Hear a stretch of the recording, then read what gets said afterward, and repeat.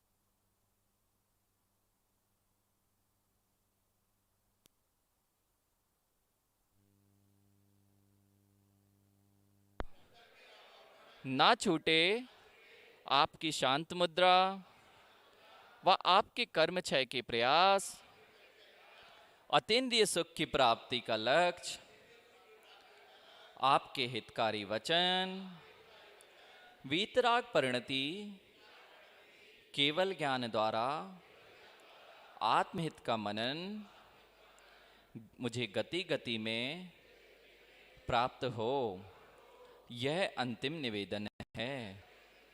मेरा हृदय आप में लीन रहे, शीघ्र भव पार हो, यही मेरी प्रार्थना है, यही मेरी प्रार्थना है।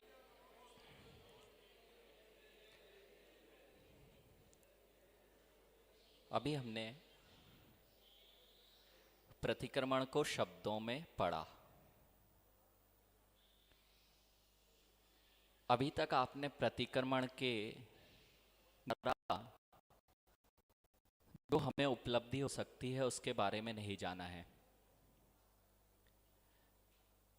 कोई भी कार्य बिना के कारण के नहीं हुआ करता। संसार में ऐसी संसार का कोई भी ऐसा कार्य नहीं है जिसके पीछे कोई कारण ना हो। यदि कार्य की सिद्धि नहीं हो रही तो कारण को देखना चाहिए। एक बालक है, परीक्षा में गया, अब वह परीक्षा परिणाम का इंतजार कर रहा है। वह मंदिर जाना प्रारंभ कर दिया। मंदिर जाने से क्या अंकों में बढ़ोतरी होने वाली थी? वह जानता है कि जो मैंने परीक्षा में लिखकर आया हूं वही अंक मुझे प्राप्त होंगे, उसके अतिरिक्त अंक मुझे प्राप्त नहीं होने वाले। अर्थात परीक्षा परिणाम जो कार्य रूप है उसके पीछे जो पूरे वर्ष की तैयारी थी वह कारण थी। वही आपके परीक्षा परिणाम को निर्धारित करने वाली थी। अब यहाँ पर देखना है कि हमने अपने जीवन में बहुत उतार चढ़ाव देखे हैं। कभी दुख आता है तो कभी सुख आता है, कभी बच्चों से दुख देखा जाता है तो कभी पिताजी से बच्चों को दुख देखा जाता है, तो कभी व्यापार नहीं चलता, तो किसी का ज्ञान का चौपसम नहीं है, किसी की बुद्धि नहीं चलती, किसी की आंखें कमजोर हैं तो किसी का शरीर कमजोर है। तो इसको करने वाला कौन है? इसको करने वाला अन्य कोई नहीं है, हमारे ही पूर्व भव के परिणाम, पूर्व काल के परिणाम हैं जिनसे हमने इन कर्मों को बांधा है। हम मनुष्य बने, कभी विचार किया हम मनुष्य क्यों बन गए? कभी विचार किया हम मनुष्य क्यों बने? यहां पर अभी आप पर्वत की वंदना सभी करके आए होंगे। वहां पर आपने देखा होगा काई थी। अब इतनी काई, पूरे रास्ते भर आपको काई मिली। अब उस काई के जो आप देख पा रहे हैं, एक छोटे से काई के अंश में अनंत जीव हैं। कितने जीव हैं? अनंत अनंत जीव हैं उस उतने से एक काई के अंश में। अब उस काई के अंश में इतने जीव हैं तो वो जीव मनुष्य क्यों नहीं बन पाए? हम ऐसा क्या उत्कृष्ट कार्य करके आए कि यह मानव पर्याय मिल गई, और मानव पर्याय मिलने के पश्चात यह उच्च कुल, उच्च विचार हमें मिल गए। और जिन धर्म मिलने के बाद भी कई लोग देखे होंगे, यहाँ मधुबन में बहुत सारे लोग हैं लेकिन वो यहाँ शिविर में नहीं आ पाए। क्या कारण है कि आपके शिविर में भाव बन रहे हैं? पूर्व में आपने मार्दव परिणाम रखे थे, अल्प परिग्रह आरंभ किया था, तब तो आप मनुष्य बने और नियम से किसी की निंदा नहीं की थी और आत्मगुणों की प्रशंसा नहीं की थी, इसलिए उच्च गोत्र में जन्म हुआ। अगर आपने किसी की निंदा की होती, अपने गुणों की प्रशंसा की होती या दूसरों के गुणों को ढांका होता, तो उससे आचार्य भगवान ने सूत्र दिए हैं, उसमें स्पष्ट लिखा कि नीच गोत्र का बंध होता है। अब बताइए, ये जैन कुल उच्च गोत्र है या नीच गोत्र है? जिस कुल में, आचार्य भगवान पूज्यपाद स्वामी लिखते हैं सर्वार्थ सिद्धि में, कि जिस कुल में दीक्षा धारण की जाती है वही उच्च कुल कहलाता है। अब बताइए, हमने पूर्व में तो ऐसे ऐसे कार्य किए कि बहुत सरलता के परिणाम रखे थे, अल्प आरंभ परिग्रह रखा था और पर निंदा से दूर रहे थे, आत्मगुणों की प्रशंसा से भी दूर रहे थे, तो आज यह जैन कुल मनुष्य पर्याय मिल गई। लेकिन आगे के भव की तैयारी क्या है? क्या मनुष्य पर्याय भी मिलने वाली है? थोड़ा विचार करें। जैन कुल तो बोल लेने से अपन बहुत, एक भजन गाते ना, कौन सा भजन है? हम जैन कुल में जन्मे अभिमान करो रे। ठीक है, अभिमान तो कर लिया और ये भावना भी बात है कि पुनः पुनः आप हमें जैन कुल मिले, जैन धर्म मिले। जब भी हम संसार में रहे हैं, अरहंत परमेष्टि की शरण मिले, अरहंत भगवान के दर्शन का लाभ हो, देवशास्त्र गुरु की शरण मिले, पंच परमेष्टि की शरण मिले। लेकिन तैयारी अभी आपके घर में कितना परिग्रह है?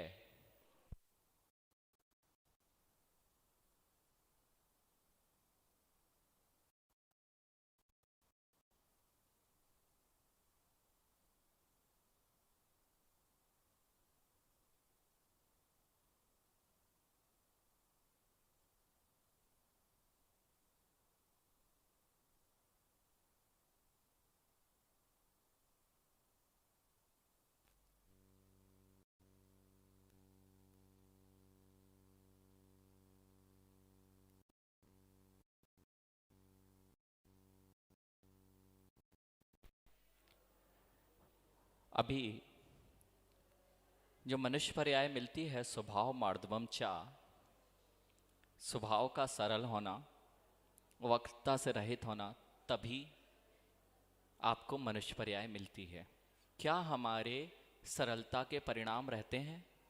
एक बार विचार कर लेना, अपने अंतरंग में विचार कर लेना। जितने भी त्रियंच हैं वे सब कुटिल परिणामों का परिणाम हैं। जितनी तिरछी आड़ी पर्याय मिलेंगी वो सब जितने मायाचारी के परिणाम किए हैं, उतनी कुटिल और तिरछी आड़ी पर्याय। आप देखेंगे ऊंट कैसा दिखता है, तिरछा आड़ा है, कहीं अंग जा रहा है। ऐसे ही कितने तरह की वनस्पतियां हैं, जितनी ज्यादा कुटिलता थी वैसे ही नाम कर्म के रूप में वो फलित होती है। यानी कि कारण क्या था? हमारे मायाचारी के परिणाम हमें त्रियंच गति दिलाने वाले हैं। और बहुत आरंभ परिग्रह, बहु आरंभ परिग्रहत्व नारकस्य युषः, बहुत आरंभ परिग्रह यदि हम करते हैं तो वो नरक गति का कारण है। अब यहां विचार कर लें कि कहीं नरक की तैयारी तो नहीं है। बोलने में, प्रवचन में, यहां बैठ के तो बहुत अच्छे से कह रहे हैं। अब ये बताइए कि हमारी आसक्ति अपने परिग्रह में इतनी अधिक है कि यदि एक स्विच देखा है आपने, स्विच में एक छोटा सा स्क्रू होता है ना, वो स्विच में जो स्क्रू होता है, यदि स्विच खराब हो जाए तो वो, और वो स्क्रू आपके घर में है या नहीं? एक बार सोचना, रखा कि नहीं? नहीं छूट रहा वो स्क्रू, काम आएगा। कितने सालों से वो स्क्रू आपके घर में है, एक बार विचार करें। हम कह तो रहे हैं कि हमारा सब कुछ, लेकिन वो स्क्रू भी, वो टूटा प्लग, प्लग का एक पार्ट, वो भी हमारे घर में सुरक्षित है। कई लोग ऐसे हैं, यहां बहुत सारे लोग ऐसे करते हैं, वो कहते हैं घर नहीं है। ठीक है, अब आप अपने घरों पे पहुंच गए होंगे सब लोग, है ना। अब यदि आपके घर में एक ड्राइंग हॉल के रूम में किसी बच्चे ने पेंसिल चला दी है, वो भी आपको पता है कि यहां पेंसिल चला दी है, या किसी एक रूम का एक टाइल्स का एक कॉर्नर यदि क्रैक हो गया है, तो क्या लगता है, अरे यार वहां का। अब बताइए, कह लेना बहुत आसान है कि मेरे को घर परिवार से राग नहीं है।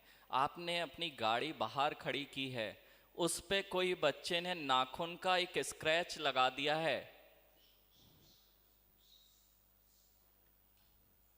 अब बताइए, अपना बालक होगा, अगर उसने भी स्क्रैच लगा दिया, नई गाड़ी लेके आए थे आप 40 लाख की,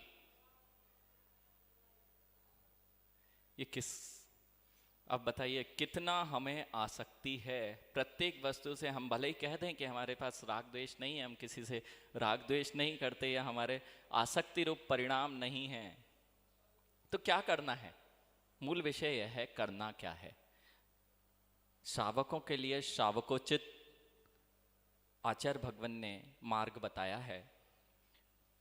सबकी सामर्थ्य नहीं है कि वह मुनि धर्म का पालन कर पाए, कम से कम इतना कर सकते हैं कि जो परिग्रह है उनका परिमाण कर लिया जाए।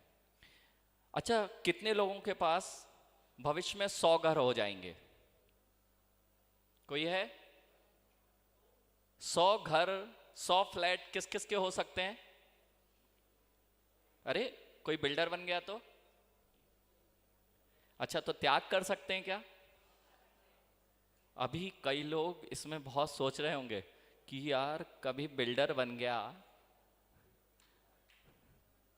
तो 100 घर हो जाएंगे, तो भी अभी तो पूरा मल्टी बना रखी है ना हमने, अपनी अभी बेची नहीं है ना, अभी तो बना ही रही है। 100 तो बना है उसमें फ्लैट। चलिए 10 घर किस किस के हो जाएंगे? 10 भी किसी के नहीं होने वाले, लेकिन अगर किसी से कहें, मैं तो ये कहता हूं पूरा जीवन निकल जाता है एक घर निर्माण करने में। अब बताइए, क्या मैं 2 घर, 3 घर, 4 घर का परिमाण भी नहीं कर सकता? अगर बोल दिया जाए कि 4 घर का परिमाण कर लीजिए, बड़ी अभी बहुत छोटी छोटी चीजें नहीं छुड़ा रहे हैं कि कपड़ों का परिमाण, अभी तो वो जो बाहर, अच्छा किस किस के प्लॉट पड़े हुए हैं। अब बताइए, इसमें आनंद आता है। मेरा एक भी प्लॉट नहीं है। एक दादाजी मिले, किसी का नाम नहीं ले रहा हूं, मैं प्रवचन करने गया, एक दादाजी मिले, वो अपने शोरूम पे ले जाना चाहते थे। 10 दिन तक बोलते रहे कि नहीं भैया जी, आपको हमारे घर पे चलना है, हमारे शोरूम पे चलना है। अंतिम दिन वो माने ही नहीं और लेके चले गए। अब लेके चले गए, अब वहां जितना रास्ता था, लगभग 5 किलोमीटर का रास्ता था, और वो मुझे पूरा गिनाते जा रहे थे कि मेरा अमुक बेटा बाहर है, अमुक बेटे की ये दुकान है, उसका इतना व्यापार है, यहां फैल गया है। मैं बड़े अच्छे से शांति से सुनता रहा और यही विचार कर रहा था कि आचार्य भगवंतों ने परिग्रह नंदी रौद्र ध्यान लिखा है। परिग्रह में आनंद मानना। दादाजी के पास कुछ नहीं था, दादाजी के पास एक भी चीज नहीं थी उनके नाम से, लेकिन बच्चा मेरा यूएस में बैठा है, वो करोड़ कमा रहा है, अमुक बेटे के पास में इतनी बड़ी दुकान है, पूरा व्यापार यहां का चलता है, यहां का चलता है। ये कौन सा आनंद है? परिग्रह आनंद, परिग्रह में आनंद मानने रूप ये परिग्रह नंदी आनंद रौद्र ध्यान है जो नरक आयु का कारण बनता है। एक भी चीज नहीं थी, कैसे हम आनंद मानते हैं, ऐसे ही हिंसा नंदी रौद्र ध्यान में आनंद मानते हैं। आजकल बच्चे तो वीडियो गेम में क्या देखते हैं, हिंसा में आनंद आ रहा है, हिंसा नंदी रौद्र ध्यान चल रहा है। हिंसा में आनंद, वही तो आनंद दे रहा है, हिंसा किसी की हो रही है और हम कह रहे हैं हम खेल खेल रहे हैं, लेकिन वहां पर रौद्र ध्यान चल रहा है जो नरक गति का कारण बनता है। विचार करें कि कहीं हम नरक की तैयारी कर रहे हैं कि त्रियंच गति में जाने की तैयारी कर रहे हैं कि मनुष्य गति में जाने की तैयारी कर रहे हैं। और यदि देव पर्याय प्राप्त करना है तो आपको सम्यक्त ग्रहण करना पड़ता है।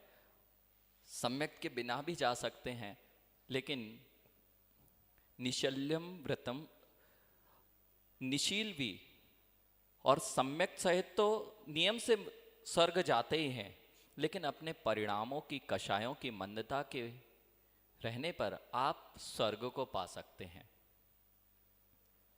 ठीक है, अब आपके ऊपर है कि हमें कहाँ जाना है। मैंने आपको कारण बता दिए हैं, अब कार्य आगे भवों में क्या होने वाला है ये आपके ऊपर है कि हमें नरक, हम बोले भले ही हैं कि हमें स्वर्ग जाना है, मोक्ष जाना है, लेकिन तैयारी किसकी चल रही है?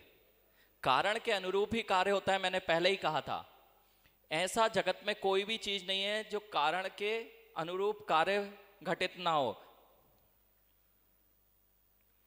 जैसा बीज था, टमाटर का बीज में अनार कब लगेगा? अरे दोनों वृक्ष हैं, वो भी लाल है, वही मिट्टी में लगा हुआ है, वही वर्षा, वही पानी, लेकिन उस जीव के परिणाम जो ये निर्धारित किए थे कि भाई ये अमुक बीज से तू उत्पन्न हुआ और किस रूप फल देगा? टमाटर रूप ही फल देगा। ये कर्मों की व्यवस्था है, 9 कर्मों की व्यवस्था है। तो यहां पर इतना विचार करना है कि जब भी हम कोई कार्य करने जाएं तो इसका फल क्या होगा ये देख लें। और जिस दिन ये देखने लग जाएगा, किसी पे क्रोध नहीं कर सकते, किसी पे आप चिल्ला नहीं सकते। अच्छा, एक चीज और यहां पर देखते हैं कि सबने तस्मिच्छामि दुक्कडम बोला, सबसे ज्यादा दोष किससे करते हो आप? हाँ नहीं, किसके प्रति करते हो? जिसको नहीं जानते उसके प्रति? जो सबसे नजदीक होता है वही आपका भविष्य का बैरी होता है। जितना राग होगा वही बैर रूप में आपने आज ही ध्यान किया था। क्या ध्यान किया था, किसी को याद है? सुकुमाल मुनिराज, सुकौशल मुनिराज, यशोधर मुनिराज, कार्तिकेय स्वामी, जितने भी उपसर्ग मुनिराजों पे हुए हैं, उपसर्ग विजेता मुनिराज हैं, किसके द्वारा किए गए? जो सबसे करीब थे। अब यहां जो तस्मिच्छामि दुक्कडम किया है, अब रोज भले ही सामने अभी हिम्मत नहीं हो रही, आज एक इतना सा काम करना कि रात में जब सोते हैं तो सुबह से कुछ अलग से समय नहीं मांग रहे। जब लेटेंगे ना आप तो क्या करना, सुबह से ये विचार करना, सुबह से मैंने अभी तक, शाम तक, रात तक किस किस के प्रति क्या क्या बुरे भाव किए और किस किस से क्या बोला। अभी तक ये पता ही नहीं कि हम बोल जाते हैं और भूल जाते हैं। अरे ये तो हमारे ही हैं, ये तो हमारे ही हैं। अच्छा, जिनसे गुस्सा करते हैं वो किससे करते हैं? जो बहुत अटैच होते हैं उन्हीं से हम गुस्सा करते हैं। जैसे माँ पे गुस्सा कर लेते हैं तो कर्म बंद नहीं होगा क्या माँ पे गुस्सा करने से? माँ ने ही पेट चीरा था मुनि बनने पे, अब वहां पे तस्मिच्छामि दुक्कडम करने के बाद भी कर्म बंध जो कर लिया था उसका फल तो मुनिराज भोग रहे थे। लेकिन हम इतना करें कि आज से अभी तक पूर्व में जितने भी किए हैं एक दिन सोचें और पेपर पेन लेके बैठ जाएं कि हमने अपने घर वालों पे कहाँ कहाँ चिल्लाया, कितनी बार चिल्लाया, कब कब चिल्लाया। और इतना हृदय को बहुत कठोर करना पड़ेगा किसी के आगे झुकने के लिए। वीर वो नहीं है जो तपाक से उत्तर दे देते हैं, अरे मैं कम हूं क्या, जैसे ही बोला मैंने तो तुरंत बोल दिया। वीर वो लोग हैं जो घर जाके आज अपने परिवार वालों से, अपने सबसे नजदीकी लोगों से जाके तस्मिच्छामि दुक्कडम करके क्षमा मांग लेते हैं। इसलिए कहा है क्षमा वीरस्य भूषणम। अब समझ में आया कितना दम चाहिए। आज यदि कुछ सुबह से लेके शाम तक में अपने परिवार वाले से बोल दिया तो रात में क्या तस्मिच्छामि दुक्कडम करके सो सकते हैं हम? अभी बहुत कठिन होगा कि सामने बोल पाना, बच्चे से बोल पाना। अपने पिताजी से नहीं बोल पाते। इतने बड़े बड़े लोग सब हैं जिनके घरों में पिताजी हैं, इतना नियम कर लें कि रोज चरण छूने लग जाएं तो आधी मान कषाय समाप्त हो जाएगी। रात में झगड़े थे पिताजी से, सुबह जाके पैर छू लेना। मैं इतना बड़ा हो गया, पिताजी के पैर कैसे छूऊंगा? चलते हैं। ये हमारी मान कषाय इतनी तीव्र है, इतनी तीव्र है कि हमें भगवान के सामने नहीं झुकने देती। एक दिन आप जब मंदिर आते हैं तो भगवान किसने साष्टांग नमस्कार करना चाहिए, लेकिन साष्टांग नमस्कार करने नहीं देती। कौन क्या कहेगा, कैसे उठूंगा, कोई देख लेगा तो क्या होगा, कपड़े गंदे हो जाएंगे, ये कौन रोक रहा है? तीन लोक के नाथ के सामने भी झुक ऐसे महाराज जी को नमोस्तु किया ऊपर से, क्यों? पैंट गंदा हो जाएगा, नीचे झुक के दर्शन कर लिए तो। कितने अंतरंग में मान कषाय बैठी रहती है जीव के, हम आज तक उसे नहीं पकड़ पाए हैं। आज से इतना करना कि अभी क्षमा भी नहीं मांगे तो इतना तो पता चलने लगे कि हम क्रोध करते हैं, हम कैसे कैसे बुरे भाव करते हैं दिन भर में। यह अगर पता लगने लग जाएगा तो एक दिन ऐसा भी आएगा कि हम करने के पूर्व वो ध्यान आने लगेगा कि अरे यार इस पे कल मैंने रात में सोचा था और पूरे दिन भर से यही सोच रहा हूँ कि रात में भी यही गलती सोच के सोया था, आज फिर वही कर रहा हूँ, आज नहीं करूँगा। और जैसे ही इस प्रक्रिया से बच गए, आपने कारण का नाश किया और कार्य फिर बिना कारण के कार्य हो नहीं सकता। इसलिए रात में सोते समय इतना विचार करें, कुछ अलग से समय नहीं चाहिए, जाप देने का समय नहीं चाहिए, माला फेरने का समय नहीं है, पाठ करने का समय नहीं है, स्वाध्याय करने का समय नहीं है। ठीक है, बहुत व्यस्तता है, लेकिन सोने के पूर्व में क्या एकदम सो जाते हैं? आज तक कोई भी ऐसा व्यक्ति नहीं हुआ होगा कि जाते से सो जाए, क्योंकि इतनी टेंशन आपने ले रखी है। हम लोगों की बात सोच दें कि हम चटाई पे भी सोएंगे तो 1 मिनट बस। आप भी अभी जो शिवरार्थी हैं उन्होंने अनुभव किया कि किसको डल्लब के गद्दे में नींद आती है, किसी का जगह चेंज करने पे नींद आती है। अरे अभी जाते हो 9 बजे, वो चटाई मिलती है, ना पंखा ध्यान आता है, ना कूलर ध्यान आता है, ना गर्मी ध्यान आती है, ना ठंड ध्यान आती है। जैसे ही चटाई पर लेटते हो नींद आ जाती है। मतलब आपने अपने जीवन में थकान जो दिन भर की चर्या है वो कभी की नहीं।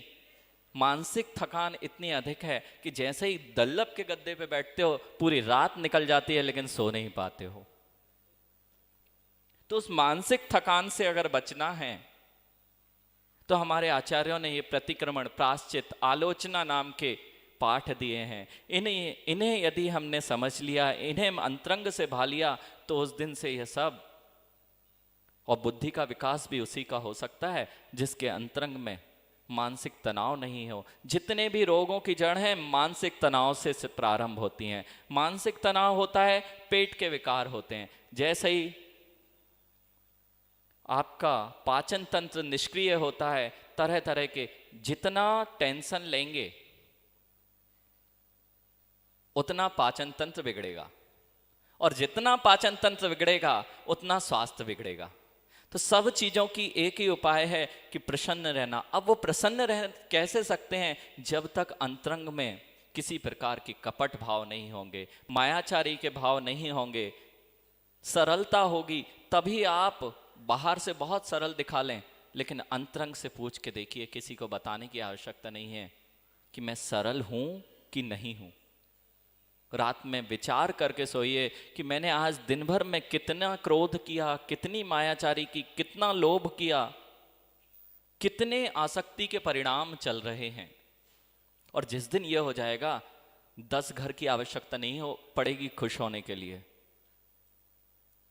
क्या सबसे अमीर व्यक्ति सबसे सुखी है? सबसे दुखी देखा जाता है। ऐसा नहीं है क्या? अंबानी ग्रुप को आपने नहीं देखा क्या? जिस ग्रुप में पूरे, अगर उनकी संपत्ति मिला दी जाए तो विश्व में सबसे अमीर होगा, फिर भी लड़ बैठे, तो सुखी थे क्या? क्या आप लोग करोड़पति अरबपति नहीं हैं क्या? घर है, सब कुछ है, फिर दुख किस बात का है? क्योंकि संतोष नहीं है, इसी बात का दुख है। लोभ कषाय इतनी अधिक है कि वो जो भोजन करने का आनंद लेना था वो ले ही नहीं पा रहे। कमा रहे थे किस लिए? कि अच्छे से शांति से बैठ के, जब छोटा बालक होता है ना, तब प्रारंभ करते हैं, जब हम व्यापार प्रारंभ करते हैं कि मैं कमाऊंगा अच्छे से, तो कमाऊंगा तो अच्छे से मैं भोजन कर पाऊंगा, अच्छे से घूमने फिरने तीर्थ यात्रा कर पाऊंगा। लेकिन जब कमाने लग गए तो अब एक दिन दुकान नहीं छूटती कि 10 दिन अब बंद कैसे करके आ जाऊं, अभी तो व्यापार का समय आया है, और लॉकडाउन ने बंद करा दी तो कुछ नहीं था। 10 दिन व्यापार का समय है, अब कैसे छोड़ूं? कमाना किस लिए प्रारंभ किया था ये पता ही नहीं था। तो ऐसी स्थिति हमारी। अच्छा, ये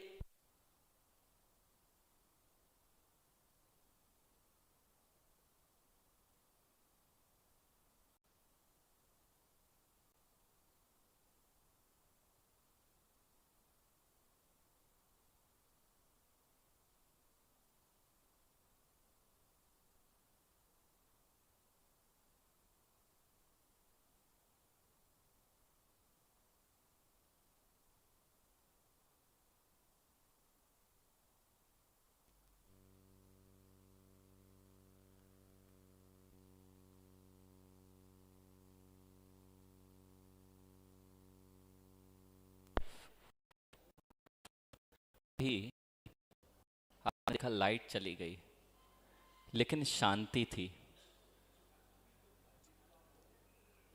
कुछ अनुभव किया? जब जब आप अपने बारे में विचार करेंगे तब तक शांति ही रहेगी। जब जब पर के बारे में विचार करोगे तब तक अशांति ही रहेगी। जितने पर द्रव्य हैं सब अशांति के कारण हैं, और एकमात्र निज आत्म द्रव्य है वही शांति का कारण है, वही शांति प्रदान कर सकता है। आचार्य भगवान आ गए हैं, सभी लोग खड़े हो जाएंगे। बोलिए परम पूज्य आचार्य भगवान विशुद्ध सागर जी महामुनि राय। अभी नहीं आए हैं, अभी महाराज जी आए हैं। तो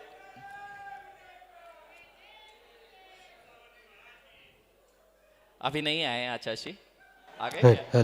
आ गए महाराज जी। ठीक है, सभी लोग खड़े हो जाएं। बोलिए परम पूज्य आचार्य भगवान विशुद्ध सागर जी महामुनि राज की।